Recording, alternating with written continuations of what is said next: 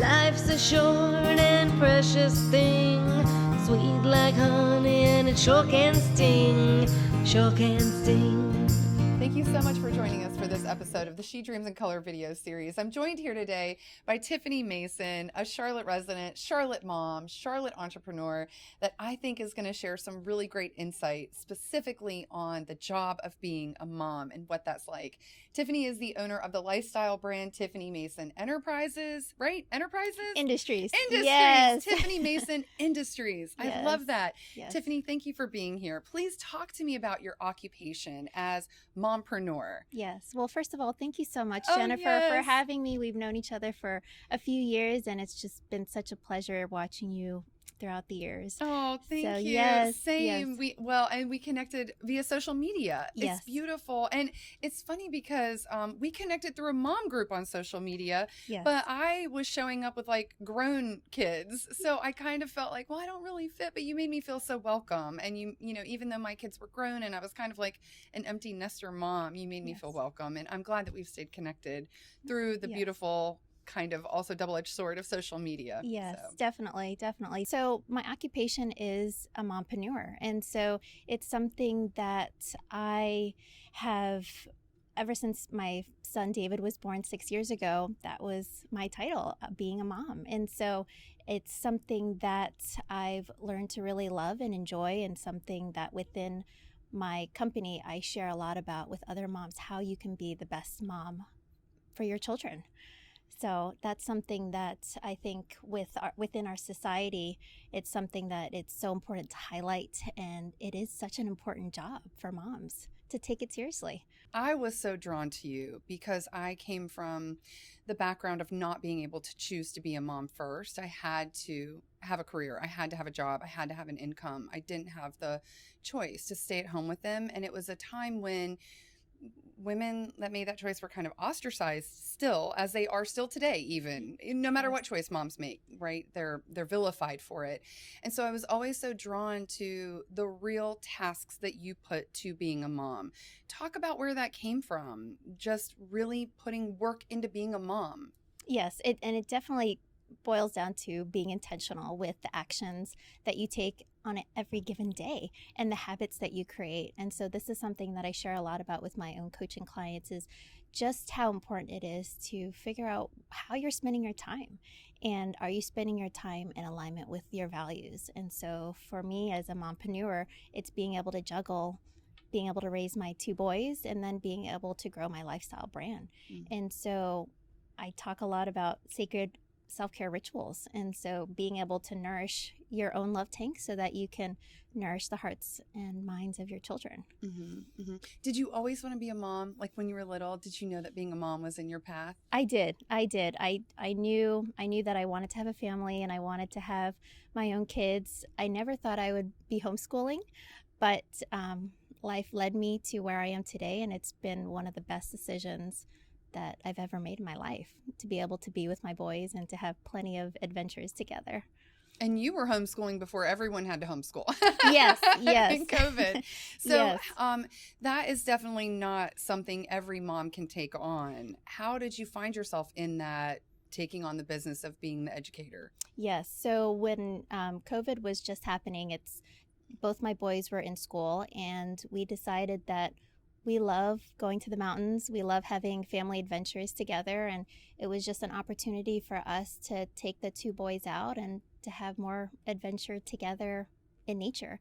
And so it was just an invitation for us to spend more time together as a family. And that sounds like a little bit of a nightmare, but also Yes. a lot of a reward. Is that kind of what it is? That is completely true. Yes, because it's a handful. Like I see my boys every single day, morning to night, and I never thought I would homeschool, but life presented this opportunity for us to nourish our family culture, and that's really it. Again, it's been the best decision that we've made as a family. Well, what is it like knowing that? I mean, it was hard enough for me thinking everything they learn about car insurance right now comes from me, and I don't know that much, So what is that kind of pressure like, figuring out like, okay, they're really dependent on me. Yes, yes. And that's a great question. And that's something that I battled with when we decided to homeschool the two boys. Like, am I good enough, right? Am I good enough to be their educator, to be there for them? And that's where I realized that at the end of the day, they're not wanting me to teach them. They want me to guide them. They want to explore what their passions are and what interests them, and for me to follow their lead. Mm-hmm. And so when I had that shift in mindset as far as empowering them to nourish their own inner light, it was a lot easier for me to just follow their lead as their mom. Mm-hmm. The other thing that would be important in that journey is finding community to Yes. support you. Yes. Were you able to find a network of other moms? Yes, great question. So when we decided to homeschool our two boys, I decided I can't do this by myself. I need to have a community. And so that's when I started Poplar, which is our homeschooling cooperative. And first year we met every single week at a local park, and it has been our community ever since. And that is one of the most magnetic things about you, is if you don't see it, you create it. Yes. I really admire that. You have created the opportunities and the support that you needed to be the best mom that you could be for your boys. And then you didn't just keep it to yourself. You share it with other mothers and other people in your neighborhood and in your city. What makes you have that kind of giving nature? Yeah, I think for me, it's just being able to share. At the end of the day, it's being able to share my resources, share my passion, share my vision with the world. And if people like what they see, they want to be part of it. And so for me, when I decided to homeschool the two boys and be at home with them, it's something that I was really passionate about, and sharing that. And moms came and said, hey, they raised their hand and said, I want to be part of that too. And it's been such an amazing experience for all the families. So your mompreneur business, where you're basically coaching and guiding other mothers, is that Yes, right? What yes. else do you do in your mompreneur business, basically helping moms be moms? Yes, I have a blog, thehyggemama.com, and that's a blog that I just share every single week as far as ways on how to be more intentional at home, how to create a sacred ritual at home, how to nourish your family culture, how to have outdoor adventures with your family. And it really boils down to how you can nourish the inner lights of your children, and how can you nourish yourself so that you can be the best version for your children and for your family. You make that sound so simple. Just nourish their inner light and their calling and their fire and their passion and the essence of them. That is essentially what it is, and we overthink it. Yes, I for me, as far as if I can look at myself, it's something that I have to constantly work on. A lot of limiting beliefs come up for me, and a lot of you're not good enough. And I think this is something that a lot of moms experience when it comes to being a mom. It's, am I good enough? Am I doing the right things?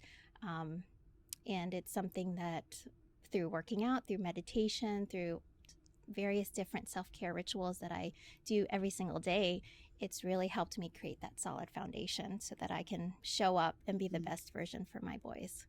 I can imagine so many women talk about imposter syndrome and limiting beliefs and, not being good enough or being told you can't do it in their careers. Yes. But being a mom is one of those things, for some reason, we think it's just supposed to naturally, magically happen.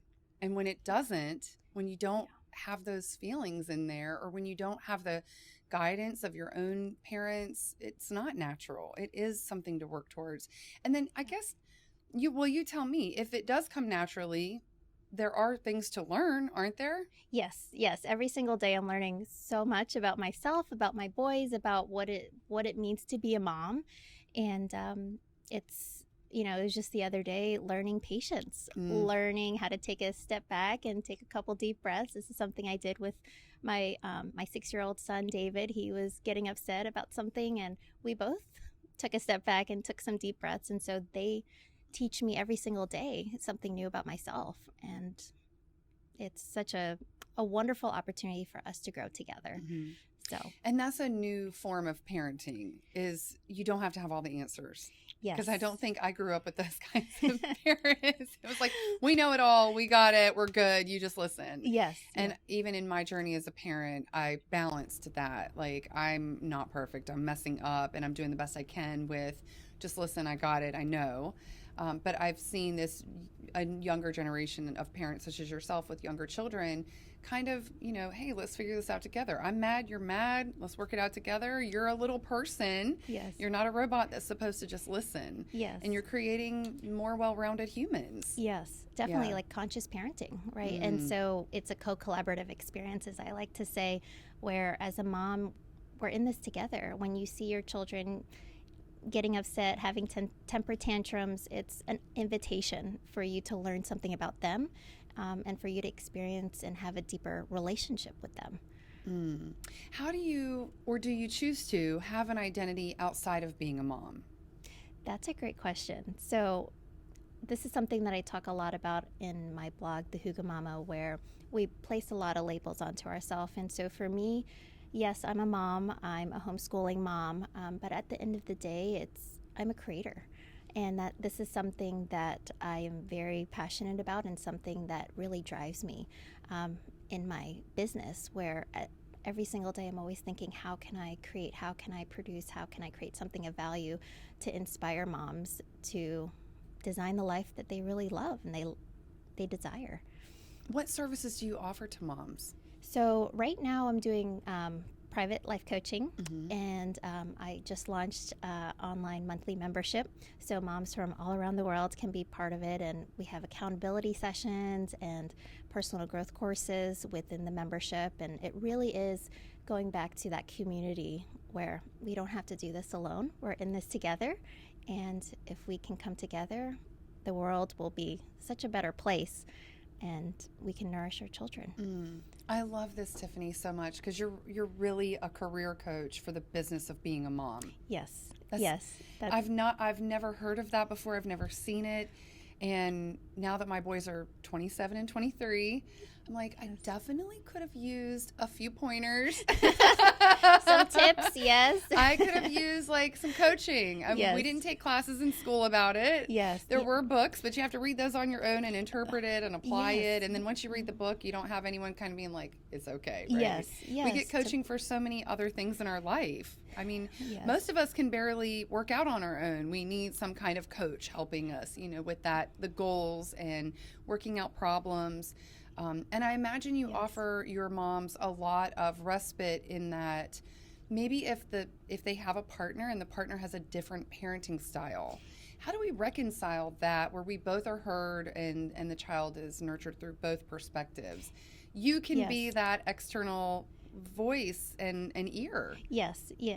At the end of the day, this is something that I share a lot with my coaching clients. If your partner is not on board, that's okay. We can't change others, but we can change ourselves, and we can change our mindset. We can change how we spend our time. And so at the end of the day, it's being able to work on ourselves, right? Being able to do the inner work. And that's all you can do. You can't change other people, but you can change yourself. What was your career path before you had your boys? So I actually had my my coaching business. I started back in 2013, but when I became a mom to David, that's when I realized I really want to focus in on moms because it's such important work, and it's something I'm really passionate about. So I had my life coaching before the boys were born, but I catered to women. And then when I became a mom, I'm like, okay, moms definitely need this support, and I want to be that mom for them. It just kind of all clicked. Yes, it all clicked. Everything clicked. you had been doing kind of synced up when you found the people that you needed to be talking to. Yes. Yeah. Yes. The stars just aligned, Yeah. as I like to say. Yes. And Hygge, I learned Hygge through following you. And then we got a Hygge co-working space here. And I was like, oh, okay, I've seen that before.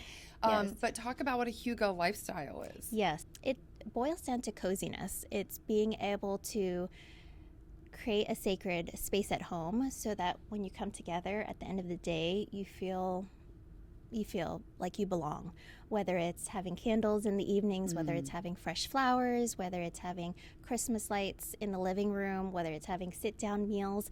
Like, these are little actions that you can incorporate into your life that make such a big difference in your family culture.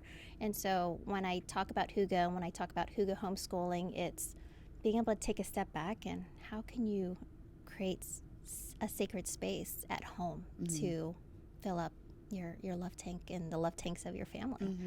How do you see, because this is something that a lot of moms probably will come to you about, and I've gone through, and it was jarring. You've made a business of being a mom and helping other moms. As your boys grow up and aren't as big a part as your day-to-day, where does your identity go there, or your business go, or your content creation? Where does that go? Yes. I'm going to tell you, empty nesting is hard. Yeah. I've heard about it, but it was kind of always joked about in movies. But like, once you really don't have that day-to-day mom need, it is really, really a loss. Yes. And that's what I hear too with the moms that I work with, where their kids are all grown and they're left to an empty house, and it's like, now what? And so for me, it's going back to, at the end of the day, I'm a creator, and I create and I inspire, and I'm a lighthouse for others. And so the thought of eventually the boys, they're going to be all grown and they'll leave home. And for me, it's how can I continue to share this message of living an intentional life?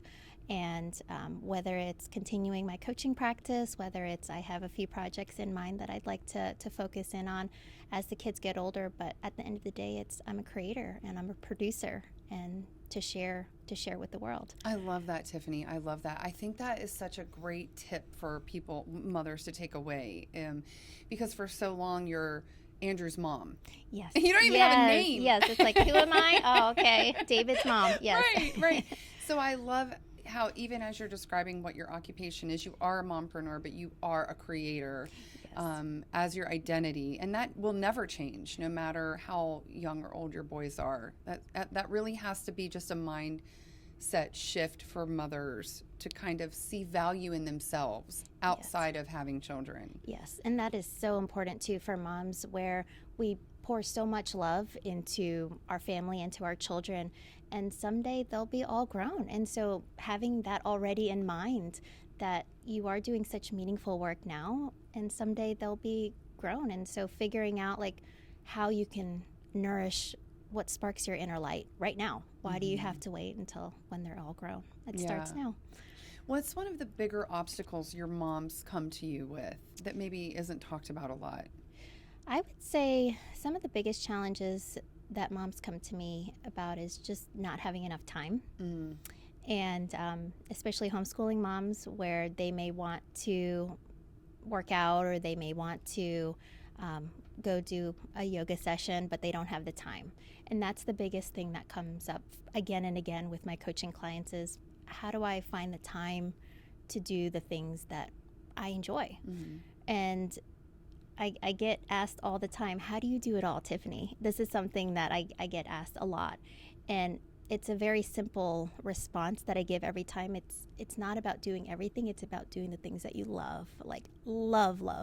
And so for me, I love homeschooling my boys. I love the work that I'm doing as a life coach. And so for moms who are struggling with the time management, it's taking a step back and figuring out, what are your values and how can you start spending your time in alignment with those values?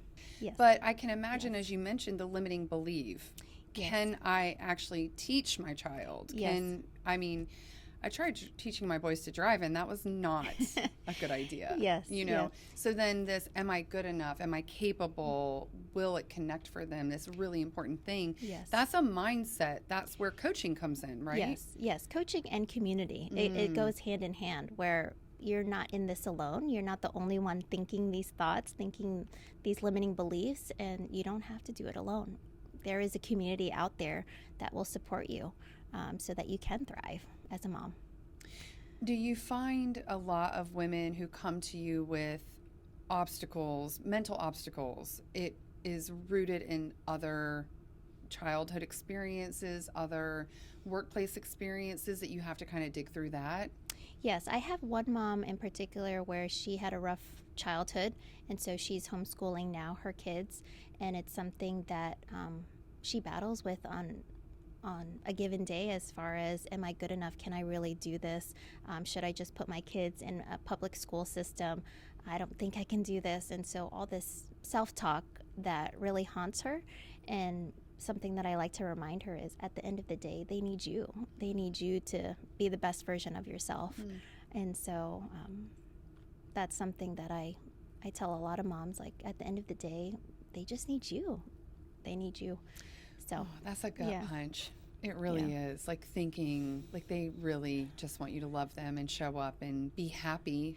Yes. And be your best self too. Yes. You know, turning this into a business for you, was that natural, or was that something where you and your husband said, we got to do something, you can't just do this full time? Or was it just a natural progression of your nature to give and your nature to help others?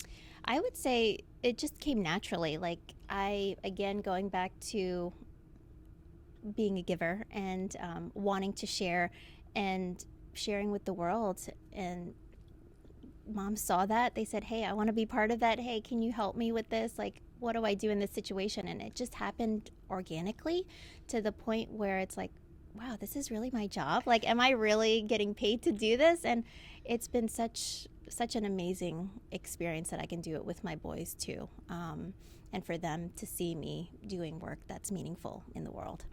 I love that. And Yes. it's always the best, like, calling when people find you. Yes. And people are telling you, and you're almost resistant to it in the beginning. Were you resistant? Because, I mean, being a new mom is not easy, especially when you're being asked to guide other moms on your first child. Yes. What was that like for you? It has evolved throughout the years, but when David was born, it was more so of like the time management. How do I prioritize my time better? I focused a lot more on working moms at that time, and so throughout the years, it has evolved to the point where most of my clients are homeschooling moms, and because I'm in that season of life as well, it's been such an amazing opportunity to be there right alongside with them. Yeah. So I love that kind of experience where you're giving, but you're also gaining so much in your own journey and your own process. Yes. If a mom has a breakthrough, it's almost affirmation for you. You know what? You shouldn't think that either. You know? Yes. It's the mindset of, we're in this together. It's a co-collaborative experience, right? I'm learning something, you're learning something, and we're in this together. Now, where did your desire to be so nurturing, did you grow up in a very nurturing family? Was your mom a model of that? Or did you come from the other side where you didn't have it and you wanted to have it so badly?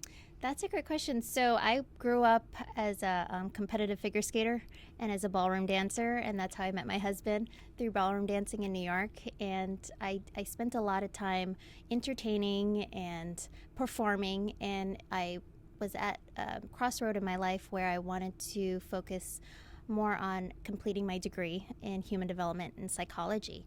And that was really when, once I graduated and I hired my own life coach, I realized that this is something that I really want to do for the long run, being able to help others, being able to give others hope and inspiration. And so that was really the turning point when I decided, like, hey, I want to finish my degree and be of service to others.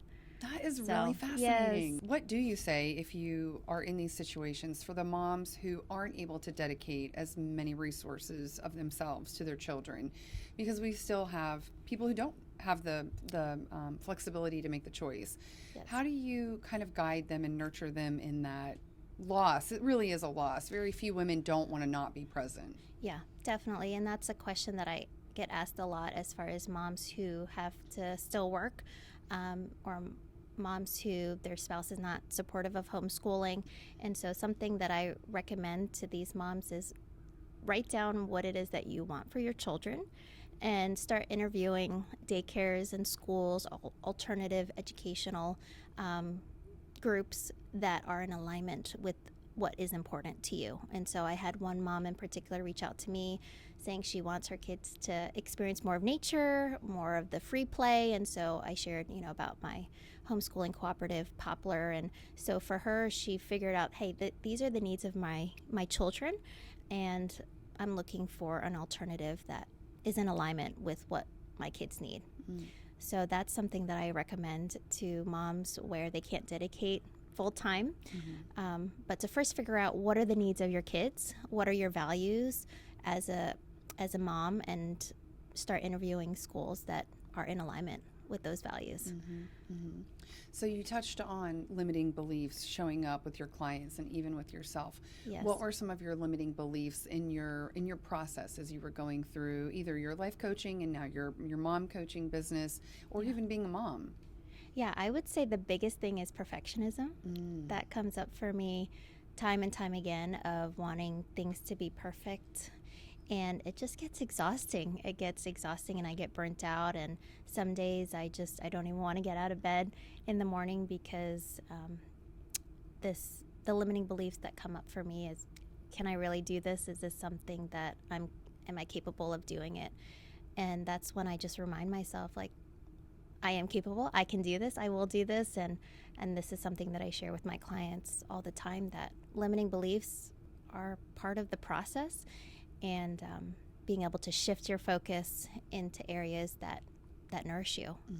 So perfection is such a tricky thing because the goalposts are always being moved. Yes. The better you get, the higher you set your standards. Yes. But our brains trick us into saying, you got to do better, you got to do more, you got to do the next thing, this isn't good enough. Yes. When we're the ones kind of setting the standard. Setting the standard, yes. Yeah. And especially when we see other people on social media, it's that comparison. And I see a lot of moms we all do spend a lot of time on social media, and sometimes it can be very toxic. And so something that I recommend my clients do is, just moms in general, just limit your time on social media and start doing things that fill your love tank. Motherhood is messy. Yes. And it is not this gift that you're constantly given. It's a lot to take. Yes, definitely. Yes, it's a lot to take. We see social media and think, oh, they're cuddling and they love mom and they're grateful for mom and thank you for this, when really you've cooked French fries 15 different ways and it's not working. It's not landing in the house. Yes. Or you have diapers everywhere and food on the wall, and it's like, plenty of days like that. Yes. Motherhood can be pretty lonely, and it can feel like we're in this alone. But there are people out there. There are other moms out there who share your values, and it's just taking initiative and finding your community. I'm so glad you mentioned that, Tiffany, because Charlotte is such a growing city. We have an epidemic of women who are becoming moms here and don't have a network of family, friends, now with COVID, maybe even coworkers if you're working from home. So it's so important that new moms are able to find groups such as yours to just have someone else to talk to and throw something off of other people to say, is this normal, or how do I handle this, or what do I do when their own parents, their siblings, maybe their college friends are far away. Yes, definitely. At the end of the day, it's you don't have to do this alone. You don't have to. Now that I'm a mom myself, it's being able to give them an enriching educational experience through nature, through play, through adventure. And I feel like more and more moms are wanting to give that experience to their children, and that's really exciting for me. Yeah, you're developing those skills within a person that lend themselves to learning, right? Yes. Like critical thinking and problem solving and being independent. And those are such important things you look for when you hire people. Yes, these are life skills that unfortunately kids nowadays, they're not given that opportunity to learn these basic life skills. And so homeschooling has given us as a family to experience those life skills, and I would love to share more with children these life skills. the boys see me every single day. I told my my son Liam that I have an interview this afternoon. He said, "Can I go with you? I want to go with you, and I want to see you in the camera." And I said, "Well, I'll show you the video after." And so being able to have them experience this as well has just been so rewarding, and for them to see like mommy's doing meaningful work in the world, and I can do that too. And it's, I mean, we're changing future generations, as I like to say. That is beautiful. And entrepreneurship is not an easy task. So you're doing all of those things, and it's really cool that you're bringing them along because you're modeling a career opportunity for them as an entrepreneur. Yeah. I love that. Yes. Thank you so much, Tiffany, for being here and sharing all of this. I know it's going to resonate with so many women out there who want to make being a mom their job and are just kind of finding and looking for that permission, I think. Yes, definitely. Well, thank you so much, Jennifer, for having me. With every episode, we like to have a t-shirt that you can purchase that's owned by either a minority or woman-owned business. Now, Tiffany isn't the only mompreneur we've had on our show, but she's the one that we decided to call the official mompreneur because she found a way to make being a mom into an occupation, and she teaches other mothers how to do it. And this shirt was perfect. #MomLife, no days off. Any working mother knows there are no days off, and that can be whether you're going into an office or you're staying at home being a full-time mom. It is a full-time job. This shirt came from Sisterhood Designs, twin sisters who make shirts with meaning. It's our turn, won't let it burn. It's our turn, won't